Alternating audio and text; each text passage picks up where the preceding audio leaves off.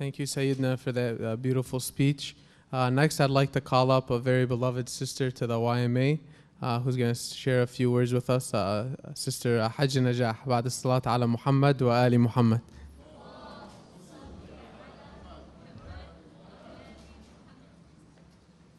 I have to get taller. بسم الله الرحمن الرحيم والحمد لله رب العالمين الرحمن الرحيم والصلاة والسلام على سيدنا محمد وعلى آله. صلوا على محمد وآل محمد.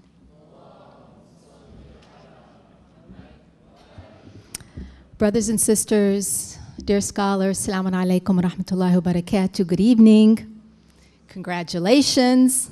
Mabruk. We're very, very proud of you.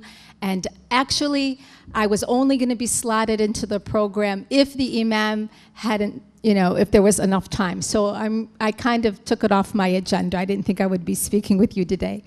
But since they called me up, I'll pull something out of my heart, I guess. That's usually the best thing to do. So in 9th grade, everyone has an elementary school story. And some of the people here I was just sitting with, especially Mrs. Al-Qadre, who's vice principal over at Dearborn High. She's here with us today attending to support her graduates and to support the YMA. We thank her for coming. There's this thing called the key to success. And they used to have this where they would pass it down. The upper grade class would pass it to the next grade, and they would carry it on. And so, I was in student council and all that good stuff, and so I was asked to receive this key to success, being an 8th grade person going into 9th. And I read what was inscribed on it, and I never forgot it. And so here's what it said. It says, and I've repeated this before at the YMA, so forgive me for those of you who've heard it, but it's still worthy.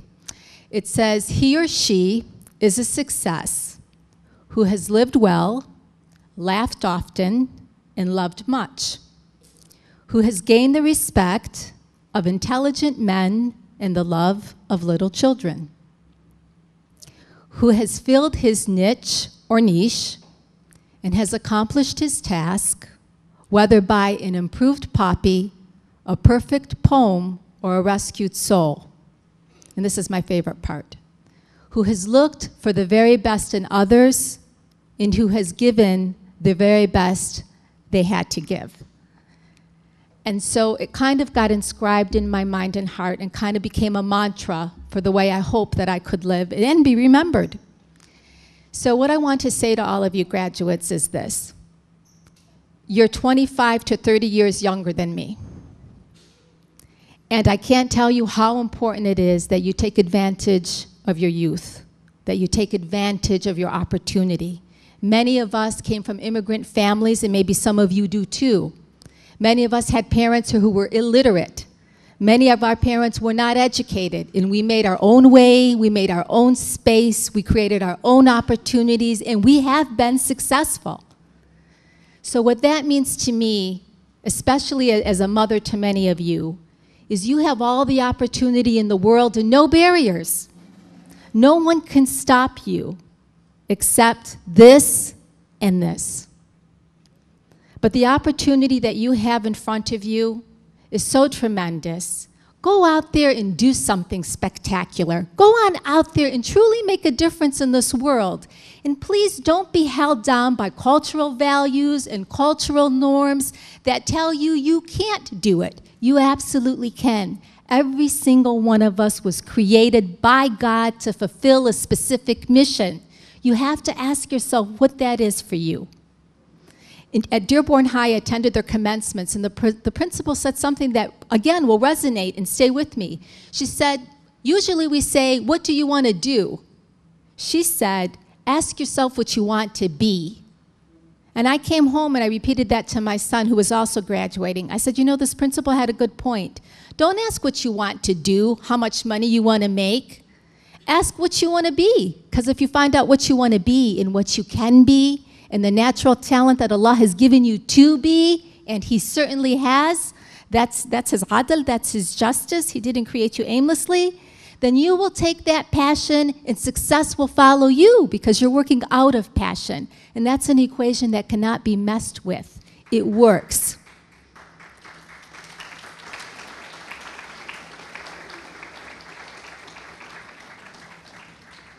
You didn't have to do that, but thank you. So anyway, you know, you all know how passionate I am about the youth in this community. And the reason why I'm so passionate is because sometimes I think if I had the opportunity that you all did, wallah, that you all do, I think, honestly, I could have really been something special. I would have done something more significant, and I would not stop. I'm working within a limited capacity because I'm pushing 50. But you're 18, 19, 20, 21, 22, 23, 24 years old. Go for the higher degrees. Associate degree, not enough. Don't settle.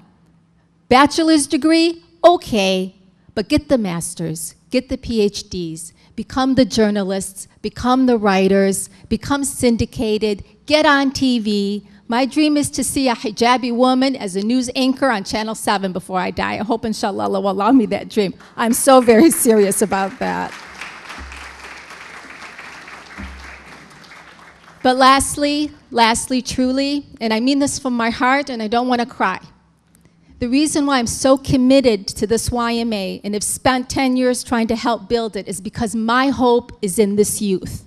My hope is that you will carry this faith of Islam to levels that has not yet been seen in this country. I know you can do it, and you will do it. And I'm comforted when I walk into a hospital and there's all these Muslim doctors who are taking all kinds of cares of people these days. It's wonderful. Become the teachers, become the educators. Just as Nike says, even though I'm not a Nike fan, just go do it. And do it well, and be blessed, and know that you are a gift from God to this world, and a gift to our community. And we do love you, and we support you. That's the end of this. But can I make a pitch for the retreat with the YMA's permission? Hajj Musa, can I do that? Hajj Tariq, I ask your permission. So every year, you see this retreat that's going on? You know, people are like, oh, this is the informal me talking to you now. What a hang-up. What's a retreat? Oh, I don't want to go there. They're going to go talk Islam. I don't got time for this. I got better things to do. I got to go smoke my argila at Arabica. All this other kind of garbage. And I think to myself, my God, you know what? This is something that we spend a lot of time, heart, and soul putting together so that people can really benefit. You all say we need to do what the Christians do. We need to do what other communities do. We do it, and you still don't show up. So we're doing our job. I am telling you honestly, this is a lot of fun. It's intellectually stimulating. It's spiritually stimulating. I personally invite you, and I know if the Imam was here, he would personally say to you, he wants you to attend. And on his behalf, I'm going to say that anyway with his permission. He will be there. I will be there. Hassanin Rajab Ali will be there. Sheikh Virji Abbas will be there. Sayyid Haider Bahar Aloom will be there. You know, we stay up all night. You wake up. You watch the sun come up. You pray. You find out who you are. You have a time to think about who you are, and you have a time to be smart, and a time to be reflective. And I love Dearborn, I grew up in it, but it's also good to get out of here and get away. So I'm saying to the parents, trust us, and send your kids and your young adults, and know that we too will learn from them. So make a difference, and please join us. I want you to go outside. I want you to sign up for this retreat. Those of you who can, from 16 on up to 30, and inshallah, we'll see you there, and I'm going to be scoping you out. Thank you for this opportunity. Graduates, congratulations 1,000 times over. We hope to see you very, very soon here at the YMA and other places too. Assalamu alaikum.